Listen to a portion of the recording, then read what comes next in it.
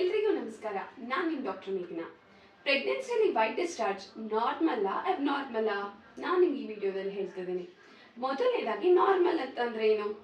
Pregnancy initial ಮಂತ್ಸಲ್ಲಿ ಮತ್ತು pregnancy last 1-2 ಮಂತ್ಸಲ್ಲಿ ಫಸ್ಟ್ 3 ಮಂತ್ಸಲ್ಲಿ ಮತ್ತು ಲಾಸ್ಟ್ 8th or 9th ಮಂತಲ್ಲಿ ವೈಟ್ ಡಿಸ್ಚಾರ್ಜ್ ಅಂತೂ ಕಾಮನ್ ಆಗಿ ಕಾಣಿಸ್ಕೊಳ್ಳುತ್ತೆ. ಪ್ರೆಗ್ನೆನ್ಸಿಗೆ ಪ್ರಿಪೇರ್ ಆಗೋಕ್ಕೆ ಸ್ವಲ್ಪ ಸೆಲ್ಫಿಗೆ ಸಾಫ್ಟ್ ಆಗೋಕ್ಕೆ ಇಂಪಾರ್ಟೆಂಟ್ ಹಾರ್ಮೋನಲ್ ಚೇಂಜಸ್ ಆಗುತ್ತೆ, ಅದರಿಂದ ವೈಟ್ ಡಿಸ್ಚಾರ್ಜ್ ಆಗುತ್ತೆ.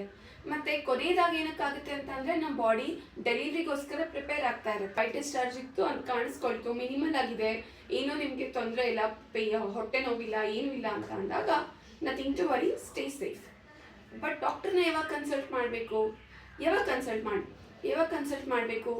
ಮೊದಲನೇದಾಗಿ ನಿಮಗೆ ತುಂಬಾ ಜಾಸ್ತಿ ವೈಟ್ ಡಿಸ್ಚಾರ್ಜ್ ಹೋಗ್ತಿದೆ, ತುಂಬ ಬಿಳಿ ಮೊಟ್ಟು ಎಷ್ಟು ಹೋಗ್ತಿದೆ ಅಂತಂದರೆ ಪ್ಯಾಡ್ ಚೇಂಜ್ ಮಾಡ್ಕೋಬೇಕು, ಹೊಟ್ಟೆ ನೋವು ಬರ್ತಿದೆ, ಅಥವಾ ನಿಮಗೆ ಕೆಳಗಡೆ ತುಂಬ ಇಚ್ಚಿಂಗ್ ಆಗ್ತಿದೆ, ಬರ್ನಿಂಗ್ ಸೆನ್ಸೇಷನ್, ಉರಿ, ಆ ಥರ ಕಂಪ್ಲೇಂಟ್ಸ್ ಇತ್ತು ಅಂತಂದಾಗ ಇಮಿಡಿಯೇಟಾಗಿ ಡಾಕ್ಟರ್ನ ಕನ್ಸಲ್ಟ್ ಮಾಡಬೇಕು. ಅಥವಾ ವೈಟ್ ಡಿಸ್ಚಾರ್ಜ್ ಜೊತೆಗೆ ಸ್ವಲ್ಪ ಯೆಲ್ಲೋ ಕಲರ್ ಅಥವಾ ಗ್ರೀನಿಶ್ ಕೈಂಡ್ ಆಫ್ ಡಿಸ್ಚಾರ್ಜ್ ಇದೆ, ಇಲ್ಲಾಂದರೆ ತುಂಬ ಫೌಲ್ ಸ್ಮೆಲ್ಲಿಂಗ್ ಇದೆ, ಇಲ್ಲ ಅಂದರೆ ತುಂಬ ವಾಟ್ರಿ ಡಿಸ್ಚಾರ್ಜ್ ಹೋಗ್ತಿದೆ ಅಂತ ಅಂದಾಗ ಡಾಕ್ಟರ್ನ ಕನ್ಸಲ್ಟ್ ಮಾಡಬೇಕು. Okay, stay safe, stay healthy, ಬಾಯ್.